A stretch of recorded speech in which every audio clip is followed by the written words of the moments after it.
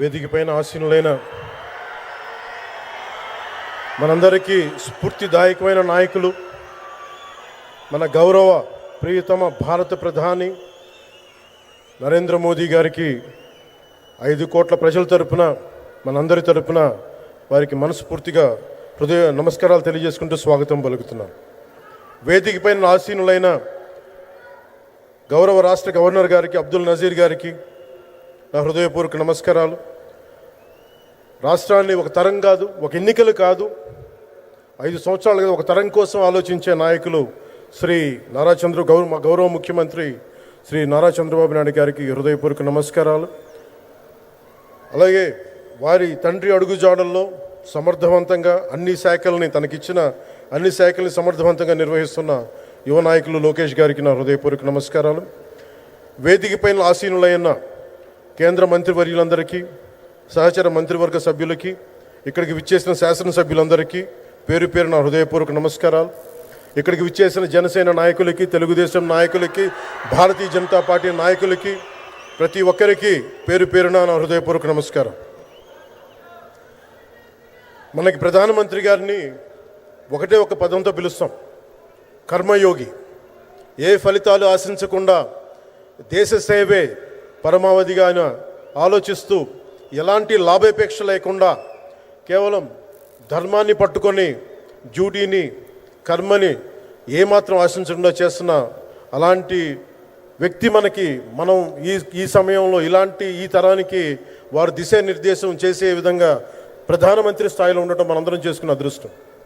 One who performs duty with truth, righteousness and discipline without attachment to results and dedicates action to the protection of the motherland attains eternal glory.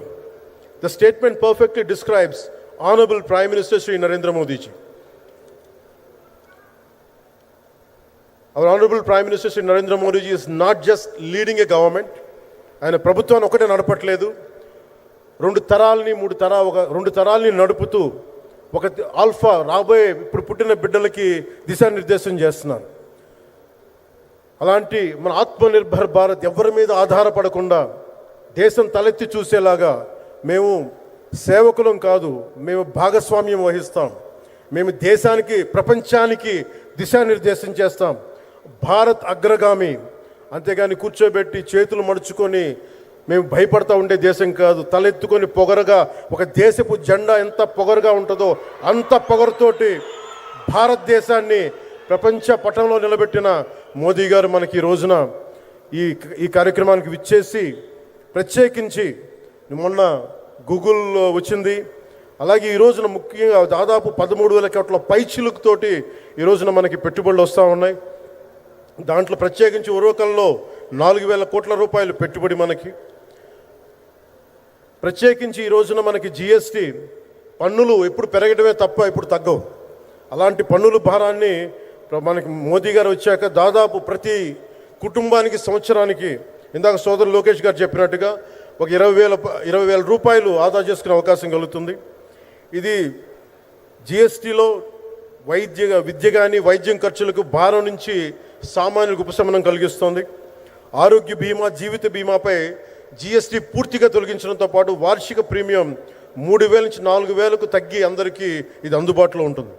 అలాగే విద్యార్థులకు కావచ్చు, ఇలాంటి ప్రతి ఒక్కరికి కూడా అన్ని రంగాల వాళ్ళకి ప్రత్యేకించి మనకి జిఎస్టీ వల్ల లాభాలని అందరికి అందించేలా ముందుకు తీసుకెళ్తే ప్రతి ఒక్కరికి, గౌరవ ప్రధానమంత్రి గారికి, దీనికి సహకరించిన గౌరవ ముఖ్యమంత్రి శ్రీ నారా చంద్రబాబు నాయుడు గారికి, ప్రతి ఒక్కరికి నా హృదయపూర్వక ధన్యవాదాలు తెలుపుకుంటూ,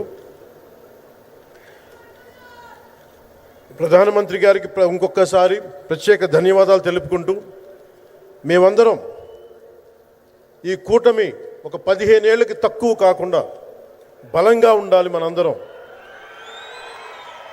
ఎంత బలంగా ఉండాలి అంటే, ఇది తప్ప ఇంకెవరికి ఏది రాదు. ఇబ్బందులున్నా ఉన్నా తట్టుకొని నిలబడి, ఎందుకంటే ఈ రోజున ప్రధానమంత్రి గారు మనకు వచ్చి అండగా ఉన్నారంటే ఈ పెట్టుబడులను కానీ, ఈ నమ్మకాన్ని కానీ ఎటు మాత్రం సడలించకుండా మేము ముందుకెళ్తామని మీ అందరికీ తెలియజేసుకుంటూ, అందరం సమిష్టిగా పనిచేస్తాం. ప్రధానమంత్రి గారి నాయకత్వంలో గౌరవ ముఖ్యమంత్రి నారా చంద్రబాబు నాయుడు గారి స్ఫూర్తితోటి ఆయన నాయకత్వంతో ముందుకెళ్తాం.